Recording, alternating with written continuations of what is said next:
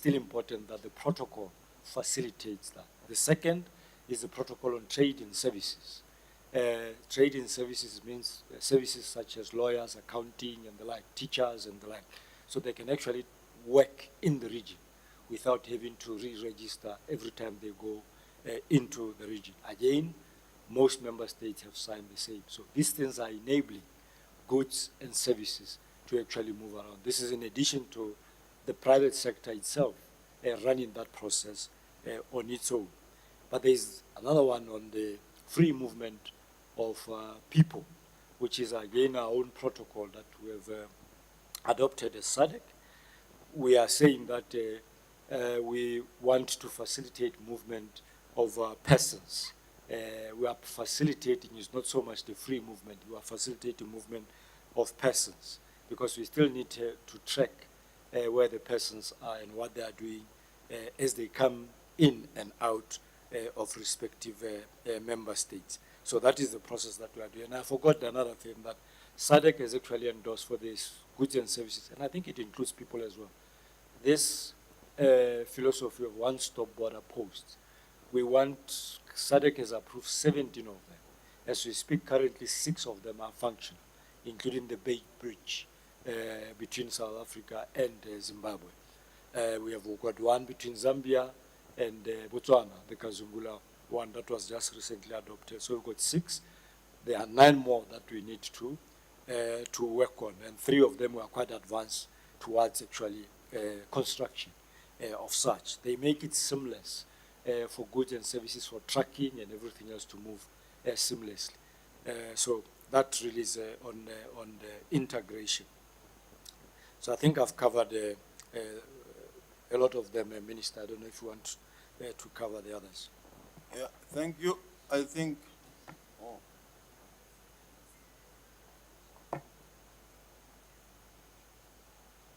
the Executive Secretary has covered a number of issues.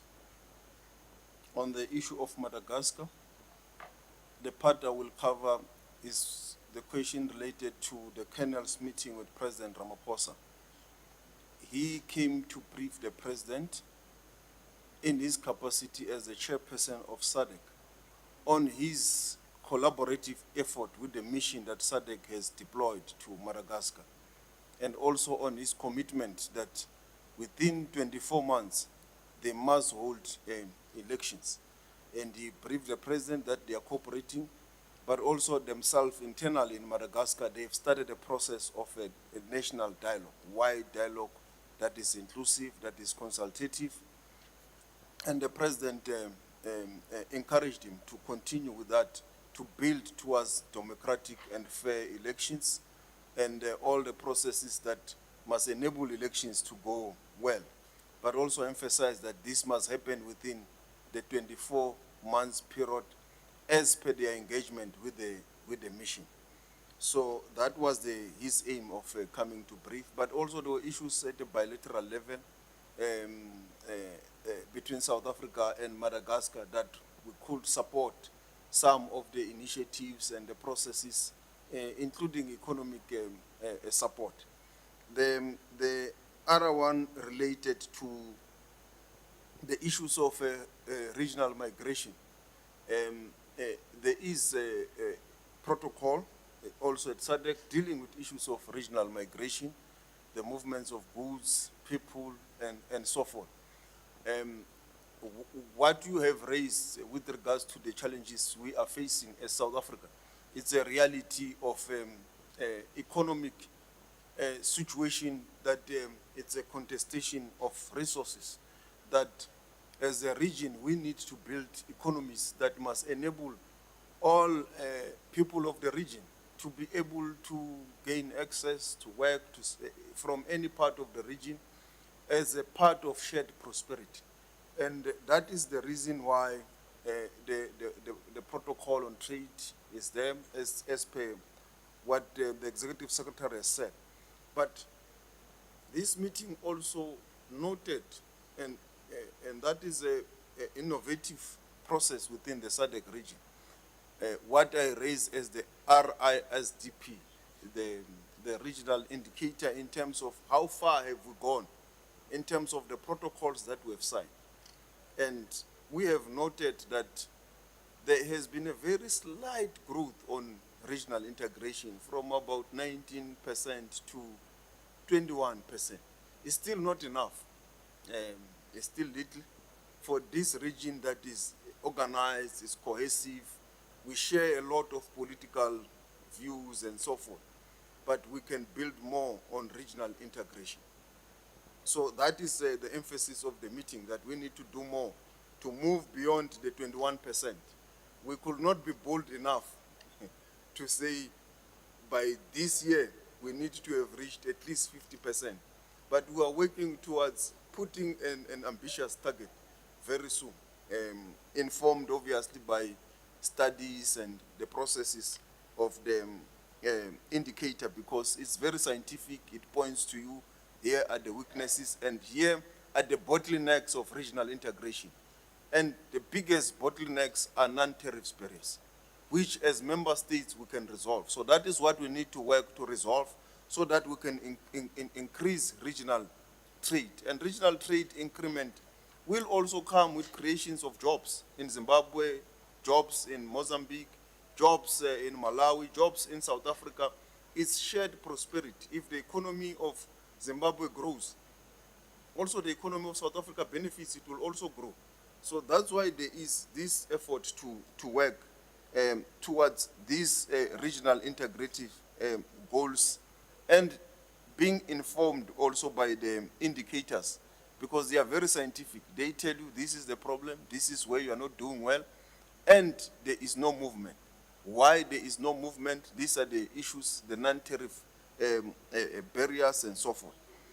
But the meeting also took stock of the collaboration on issues of disaster response. And there was overwhelming Ubuntu amongst the SADC countries when we had disaster. Here in South Africa, support from Mozambique. When Mozambique also there was disaster, there was overwhelming support from South Africa in terms of air. There was support also from Zimbabwe to Mozambique, support from Zambia to Mozambique, support from Malawi. All member states of SADC came together to support, because Mozambique was the hardest hit. But there was also support in other member states who were hit by disaster. And there is also a regional body, the ES can mention the name, that is based in Mozambique.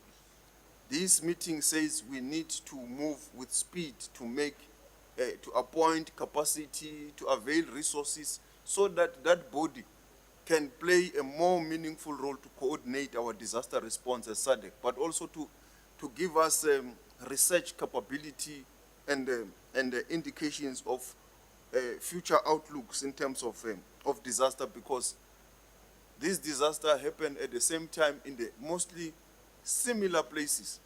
So we need a scientific way also to respond to it. There was also a report on the issue of collaboration on foot and mouth disease. Because most countries in the region are affected by foot and mouth disease. And it's clear that we need to collaborate, all of us, to resolve the challenge of foot and mouth disease, the capacity, what Lesotho is doing, what Botswana is doing, even their research capability, and the vaccine capability from Botswana that the whole region can benefit from. So this was a very good meeting in terms of also this issue of foot and mouth disease, how we need to collaborate, work together to support this. Because if there's foot and mouth disease in Lesotho, it will invariably impact South Africa.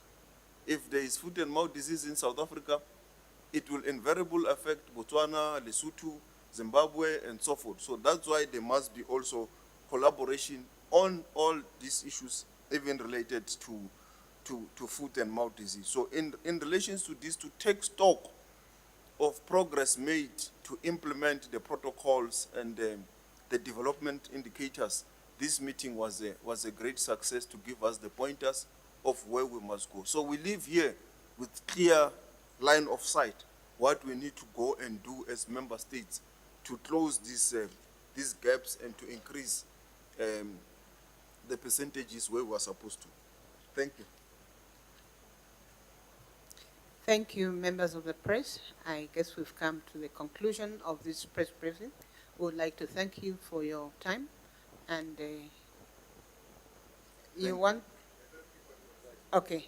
Okay, thank you.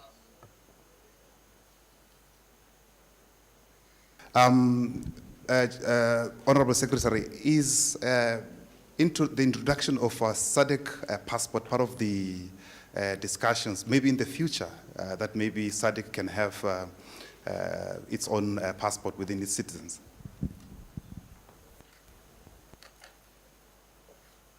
Thank you very much.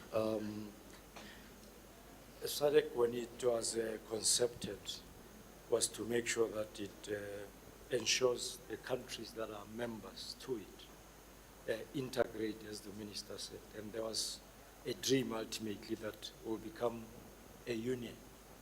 And a union means we are one. A union in terms of probably monetary union, one currency, and potentially even one instrument that we use as a region to move around. So the discussion on, he's disappeared, where is he?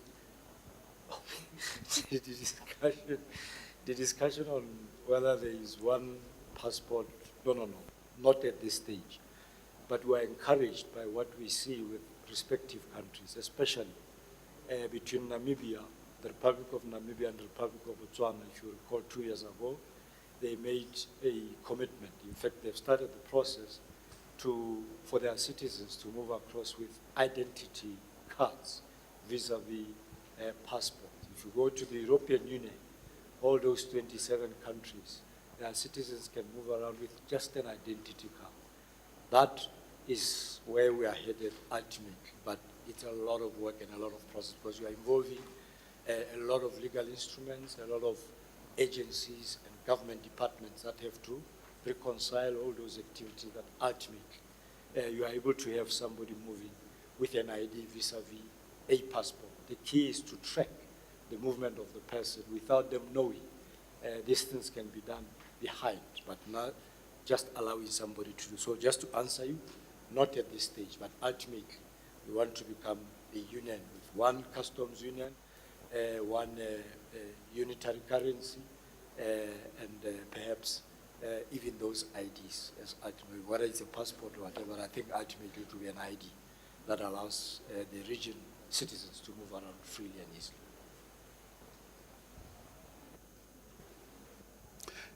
Just a quick one for SADC, I promise. What about the geopolitics for SADC? I mean, the current conflict, the far-reaching implications in terms of the common position. I mean, looking at the Strait of Hormuz and many other issues as well. Thank you.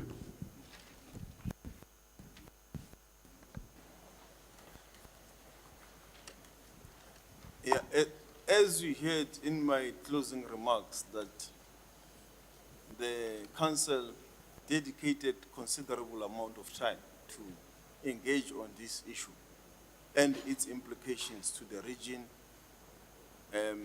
energy security and food security. And it became clear that we need more data from all our respective ministries in terms of the indications of what will be the economic impact, what will be the energy security impact, which already they are dealing with as we speak, including the food security impact.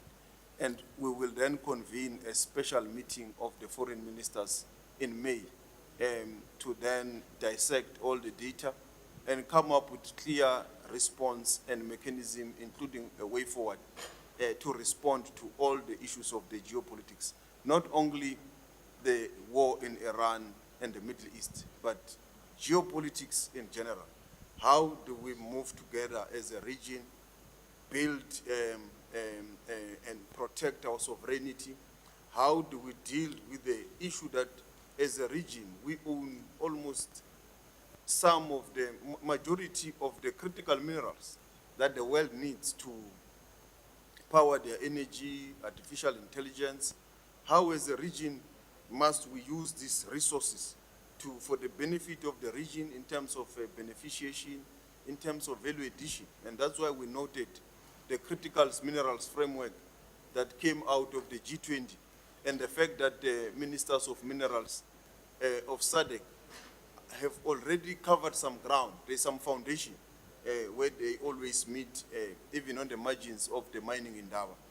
Also issues of energy resource pool as a region. How do we continue to enhance it? Because we already have that platform. All those issues, how do we ensure that being a youthful population is at the forefront and the center of artificial intelligence? So these issues of geopolitics will be properly ventilated and concluded on in the May meeting. But it does not mean that there is nothing that should be done now. The ministers of energy and so forth are attending to the issues related to the immediate challenges that are coming out of the conflict in the Middle East, the issues of energy security. And the ministers of agriculture, trade and so forth are also attending to the issues, immediate issues coming out of this issue in relations to food security and so forth. So the meeting in May will just be to consolidate and then say this should be the way forward, the region, this is how we must respond, and this is how we must move forward to ensure that we consolidate the issues of our resources, particularly on critical minerals, that the whole world is looking into the African continent to come and extract in this space. And the SADC region in particular has more of them, but also not only more of them, including the skills. We carry most of the mining expertise in this region in regards to most of these critical minerals. So we are looking to harness them to move forward. Thank you. Thank you. I'm sure we have exhausted what we had, and thank you you so much for your time. Gaia doesn't want Good us to afternoon. have much.